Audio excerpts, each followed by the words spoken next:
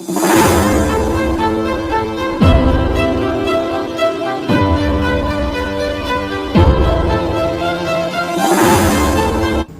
स्वागत है दोस्तों आपका परीक्षा कोचिंग सेंटर के एक और बेहतरीन वीडियो में। आज के वीडियो में हम बात करेंगे फिजिक्स के एक और बहुत इम्पॉर्टेंट टॉपिक आर्किमिडीज के सिद्धांत के बारे में। इस सिद्धांत को समझने के लिए मैं इससे पहले आपसे कुछ इम्पोर्टेंट बातें शेयर करना चाहूँगा। इस वीडियो सीरीज़ में जिसका नाम है कंसेप्ट क्लियर, मैंने बहुत से चीज़ों के कंसेप्ट को क्लियर किया है, पर ये कंसेप्ट क्लियर करने का काम मैं आपके सिलेबस के अनुसार कर रहा हूँ। आपके परीक्षाओं में जिस प्रकार से प्रश्न पूछे जाते हैं, जिस तरह से उसे आपसे तैयारी करने के लिए कहा जाता है, मैं उसी तरीके से आपको इसे समझाने की कोशिश कर रहा हूँ। और आपको अगर ऐसा लगता है कि हमारा किया गया यह कार्य आपके काम आ रहा है, तो आप हमें कृपया कर ये बात ज़रूर बताएं, चाहे कमेंट के माध्यम से हो या फिर लाइक्स के माध्यम से हो। अपने दोस्तों के साथ इस चीज़ को ज़रूर से ज़रूर शेयर करें कि हाँ, एक परीक्षा कोचिंग सेंटर नामक चैनल भी है जिस पे बच्चों के फिजिक्स को लेकर, वेस्ट बंगाल बोर्ड के बच्चों के फिजिक्स को लेकर डाउट को क्लियर कराया जा रहा है। मैं चाहता हूँ कि आपके अंदर किसी भी प्रकार के पढ़ाई को लेकर डाउट ना रहे। तो ये भी चाहूँगा कि अगर आपके कोई भी डाउट है तो आप हमें कमेंट करके ज़रूर बताएं। किसी भी टॉपिक का डाउट अगर आपके पास हो, अगर ये फिजिक्स से जुड़ा हुआ है, तो मैं कोशिश करूँगा आपके लिए उसे सॉल्व करके बताऊँ। पर इसके लिए ज़रूरी है कि आप हमारे साथ ज़्यादा से ज़्यादा जुड़ें और सही रूप से जुड़ें। ऐसा नहीं कि आप हमें सब्सक्राइब करें और हमारे वीडियोस को पूरा ना देखें। ऐसा करने से भी आपके डाउट क्लियर नहीं होने वाले हैं। अगर आप किसी वीडियो को देखना शुरू करते हो तो उसे पूरा देखना बहुत ज़्यादा ज़रूरी है, क्योंकि मैंने ऐसे ही वीडियो को बहुत शॉर्ट करने का प्रयास किया है। और अगर आप इसे स्किप करके शॉर्ट करोगे तो हो सकता है कि आपको बहुत सी जानकारी जो मिल सकती थी वो ना मिले। तो बिना समय को गवाए चले आते हैं अपने टॉपिक के ऊपर। जिस टॉपिक को लेकर मैंने वीडियो को बनाया है वो टॉपिक है आर्किमिडीज का सिद्धांत, जो काफ़ी ही ज़्यादा परीक्षाओं में पूछा जाता है। चलिए समझते हैं आर्किमिडीज के सिद्धांत को। आर्किमिडीज एक ग्रीक का दार्शनिक था जिसने सबसे पहले ये बताया कि जब किसी वस्तु को पानी के अंदर डालते हैं तो वो वस्तु किस मात्रा में अपने भार को खोता है, या उस पानी की मात्रा किस अनुपात में बढ़ती है, या पानी में हम किसी वस्तु को डालकर उसके भार को कैसे कम कर सकते हैं, कितनी मात्रा में कम कर सकते हैं। ये बात बताने वाला इंसान था आर्किमिडीज। और इस चीज़ को बताया था, जिस चीज़ को उसने बताया था उस चीज़ को कहते हैं अपवार्ड थ्रस्ट, यानी उपद्रवघात। पानी के अंदर डालने पर कोई वस्तु कितना ऊपर आने का प्रयास करेगा, कब ऊपर आने का प्रयास करेगा, कितना भार को खोएगा, ये सभी चीज़ें होगी। अगर इसकी बात करें परिभाषा की कि आर्किमिडीज ने किस प्रकार का सिद्धांत दिया, ये सिद्धांत क्या है, तो हम कहेंगे आर्किमिडीज ने एक प्रयोग किया, जिस प्रयोग में उसने जल में किसी वस्तु को पूरी तरह से या थोड़ी मात्रा में डाला, और डालने पर वस्तु जितना जल को हटाता है वो हटा हुआ जल जो है वही जल उस वस्तु में कम हुए भार के बराबर होता है। यही था आर्किमिडीज का सिद्धांत। ये सिद्धांत आगे चल के तरह तरह की चीज़ों पे काम करता है। मतलब उत्प्लावकता बल क्या होता है ये आगे काम करेगा, किसी वस्तु का डूबना या तैरना कैसे काम करता है ये आगे बताएगा। तो इसको समझना आपके लिए बहुत ज़्यादा ज़रूरी है कि आर्किमिडीज का सिद्धांत क्या था। इसी सिद्धांत के आधार पर हम लोग किसी भी अनियमित आकार के वस्तुओं का आयतन पता कर सकते हैं। नियमित आकार का मतलब क्या होता है, अनियमित आकार का बाद में बताते हैं, पहले नियमित आकार को समझ लेते हैं। नियमित आकार का अर्थ होता है एक त्रिभुजाकार की आकृति नियमित हुई, एक वर्ग, एक आयत, एक शंकु, एक गोलक। ये एक नियमित आकार की आकृति है जिसका शेप क्लियर है। इसके आयतन को हम इनके फॉर्मूलाओं से निकाल सकते हैं। लेकिन एक अनियमित आकार जिसमें कई तरह के टेढ़े मेढ़े भाग होते हैं, जिसके अंदर हम स्केल को इंच तक को भी या हम लोग मापना उसको आसान नहीं होता है, इस चीज़ों को मापने के लिए आर्किमिडीज ने इस नियम का प्रयोग किया था। हम लोग इसको इस प्रयोग से समझ सकते हैं। एक प्रयोग किया गया था इसके ऊपर। एक बड़ा सा बर्तन लेना है जिसमें आपको कुछ आंशिक रूप से जल से भर देना है। इसके बाद एक अनियमित आकार का ठोस वस्तु लेना जिसका आकार निश्चित नहीं है, टेढ़ा मेढ़ा जैसे तैसे है, और फिर इसको रस्सी से बांध लेना है और इसको एक स्प्रिंग तुला होता है उससे लटका देना है। और स्प्रिंग तुला में लटकाए लटकाए ही इसे उस वस्तु को ले जाकर उस जल के बीकर में डाल देना है। जब जल के बीकर में हम उसको डालेंगे तो इस बात का ध्यान रखेंगे कि बीकर में, जिस बीकर में उसको डाला जा रहा है उस बीकर का तल पूरी तरह से भरा हुआ हो, या एक खास तरह का बीकर आता है जिसके बगल से एक नली होती है नीचे की तरफ, इसके लिए ही बनाया जाता है। और उस नली के ऊपर तक जल का लेवल समान हो। जैसे ही जल का लेवल बढ़ेगा उस नली से जल निकलना शुरू हो जाएगा। इस अनुपात में वहाँ पे जल भरा होना चाहिए।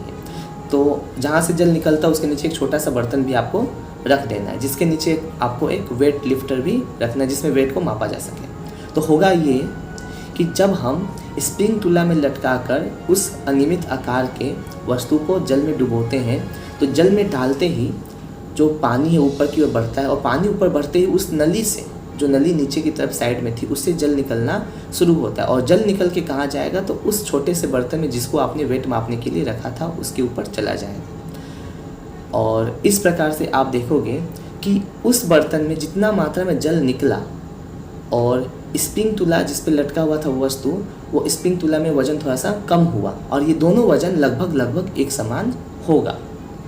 इस प्रकार से अनियमित आकार की वस्तुओं को भी मापा जा सकता है, और उसके वजन में किस अनुपात में कमी आती है इसको भी आर्किमिडीज ने अपने सिद्धांत से समझाने का प्रयास किया था। अब हमारा अगला टॉपिक है उत्प्लावकता क्या होता है। उत्प्लावकता ये वही सिद्धांत है जो आर्किमिडीज ने हमें दिया था। अर्थात हम जब किसी वस्तु को जल में डालते हैं तो वह वस्तु ऊपर आने का प्रयास करता है, यानी जल उस वस्तु को ऊपर उठाने का प्रयास करता है, और इसी चीज़ को हम लोग कहते हैं उत्प्लावकता। और जिस बल से वस्तु ऊपर आता है उस बल को कहा जाता है उत्प्लावकता बल। उत्प्लावकता की कुछ विशेषताएं होती है, इस विशेषताओं को हम लोग समझ लेते हैं। पहली विशेषता ये होती है कि अगर किसी वस्तु को डुबोया जा रहा है जल में और वस्तु का डुबाया गया भाग का आयतन अधिक होगा तो उत्प्लावकता बल भी अधिक होगी, अधिक मात्रा में अधिक प्रेशर से उसको ऊपर उठाने का वो प्रयास करेगी। इसके अलावा दूसरा पॉइंट होगा हमारा, यदि किसी वस्तु का घनत्व अधिक होगा तब इस तरह भी उत्प्लावकता बल अधिक हो जाएगी। और एक और विशेषता उत्प्लावकता की ये भी होती है कि जो बल उत्प्लावकता बल जिस बल से उत्प्लावकता किसी वस्तु को ऊपर उठाता है ये बल हमेशा ऊपर की ओर कार्य करता है। ये हो गया उत्प्लावकता बल की विशेषता। अगर इसके उपयोग की बात की जाए तो उत्प्लावकता बल के उपयोग की सहायता से ही पनडुब्बी जो होती है वो पानी के अंदर तैरती है। पनडुब्बी जो पानी के अंदर जाने वाली, जिसको हम लोग अंग्रेजी में सबमरीन कहते हैं, ये सबमरीन इस उत्प्लावकता बल के सिद्धांत पर काम करती है। होता यूँ है कि इस सबमरीन के अंदर एक टैंक होता है जिस टैंक का नाम होता है ब्लास्टर टैंक। जब इस सबमरीन को नीचे जाना होता है तब वो जो टैंक होता है वो किसी जरिए से, किसी रास्ते से पानी को अपने अंदर भर लेता है। किसी मोटर से पानी को उसके अंदर डाल दिया जाता है। पानी को जैसे उसके अंदर डाला जाता है तो पानी के अंदर उसका जो वजन होता है वो बढ़ जाता है और वो नीचे की ओर जाने लगता है। उसका आयतन घट गया, हवा का जो आयतन वो घट गया, उसके घनत्व घट गए और इस कारण से वो अंदर की ओर जाने लगता है। और जब उस पनडुब्बी को ऊपर आना होता है तो वो मोटर के सहायता से पानी को बाहर निकाल दिया जाता है। और पानी जैसे ही बाहर निकल जाता है पनडुब्बी से, पनडुब्बी का घनत्व बढ़ने से वो ऊपर की ओर, घनत्व घटने से वो ऊपर की ओर आने लगता है और इस प्रकार पनडुब्बी सरफेस पे आ जाता है। तो उपयोग पनडुब्बी का इसी प्रकार होता है। अब हमारा अगला टॉपिक होगा पानी में फ्लोटिंग यानी तैरना। इसको भी समझ लेते हैं। तैरना तब कहा जाता है जब वस्तु को हम पानी में डालते हैं और पानी में डालने पर वस्तु ऊपर की ओर पानी के ऊपरी भाग को स्पर्श करती है, मतलब हवा में रहती है, तब इसे वस्तु का तैरना कहा जाता है। जबकि डूबना यानी जब किसी वस्तु को जल में डाला जाए और वो वस्तु जल में डालते ही जल की तली तक पहुंच जाती है तब इसे वस्तु का डूबना कहा जाता है। वस्तु का डूबना या तैरना निम्नलिखित बातों पे काम करता है। पहला, अगर वस्तु जब पानी के अंदर डाली जाती है तो उसमें दो प्रकार के बल काम कर रही होती है। पहला, पृथ्वी का गुरुत्वाकर्षण बल जो वस्तु को नीचे की ओर खींच रही होती है, और दूसरा वस्तु का उत्प्लावक बल जो वस्तु को ऊपर की ओर उठाने का प्रयास करती है और उत्प्लावक बल इस बात पर निर्भर करती है कि वस्तु कितनी मात्रा में अपने द्वारा जल को हटा रहा है। यदि वह जल को अपने आयतन से ज़्यादा हटा दे रहा है, अपने भार से ज़्यादा हटा दे रहा है, तो वस्तु डूब जाएगी। और वस्तु अगर अपने आयतन से कम जल को हटा रहा है तो वस्तु तैरेगी। सिंपल सी बात है। दूसरा बात, वस्तु का जो बल होता है, भार होता है, और जो उत्प्लावक बल होते हैं वो एक ही रेखा में काम करते हैं, जबकि एक ऊपर की ओर तो एक नीचे की ओर वस्तु को ले जाने का काम करता है। जब वस्तु को जल में हम लोग डालते हैं तो वस्तु जल में डूबेगा या तैरेगा, ये इस बात पर निर्भर करता है कि कौन सा बल ज़्यादा है, गुरुत्वाकर्षण बल ज़्यादा है या उत्प्लावक बल ज़्यादा है। इन्हीं बातों पर किसी पदार्थ का तैरना या डूबना तय किया जाता है। तो आशा करते हैं आपको कि ये बातें जल्दी जल्दी आपको समझ में आ रही होगी। अब हमारा अगला टॉपिक है आभासी भार। इसका अर्थ ये हुआ कि जब हम किसी वस्तु को पानी में डालते हैं तो पानी में डालने पर उस वस्तु के भार में कुछ कमी महसूस की जाती है। आपने महसूस किया ही होगा इस बात को। आप एक अभी भी कर सकते हैं, आप एक पत्थर के टुकड़े को, आप एक ईंट को हवा में उठा के रखिए और उसी ईंट को जब जल में डालिएगा तो आपको ऐसा लगेगा कि वो ईंट का भार जो है वो हल्का हो गया है। उसके भार में यही कमी जो होती है वो आभासी कमी कहलाती है। पहले के समय में लोग इसी कारण से यातायात में जो नावों का यात्रा होता था उसको चुनते थे, क्योंकि इस यात्रा में आप भारी से भारी भार को, जो कि जल के भार से, आप उसको बढ़ाकर, जल के भार के कारण आप उसको उठाकर लेकर इधर से उधर जा सकते हो। उत्प्लावक बल आपके इस भार को कम कर देता है। तो दोस्तों आज के इस वीडियो में हमने बहुत सी चीज़ों को समझ लिया है।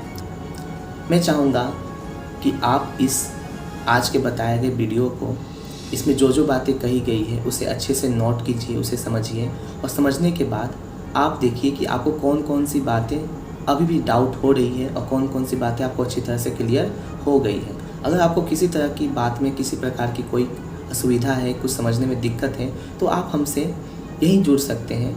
इसी चैनल के माध्यम से आप हमें कमेंट करके बता सकते हैं कि आपको किस चीज़ में समस्या हो रही है। आपके उस समस्या का समाधान करने के लिए मैं हमेशा आगे रहूँगा और आप मुझे हमेशा आप उस जगह पे पाओगे। तब तक के लिए मिलते हैं आपसे अपने नेक्स्ट वीडियो में, जहां हम आपसे अपने एक और नए कंसेप्ट के ऊपर चर्चा करेंगे। तब तक के लिए जय हिंद, जय भारत।